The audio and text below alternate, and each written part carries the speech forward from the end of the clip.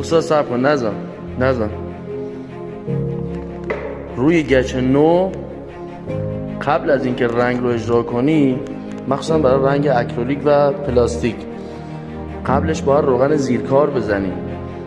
تمام رنگ فروش ها هم دارن این محصول رو، خیلی هم ارزون هست.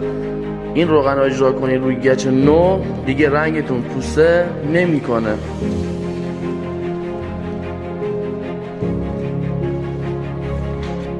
حالا خیلی ها میگن رنگ اکریلیک و پلاستیک نیازی به روغن زیرکار نداره، ولی این اشتباهه.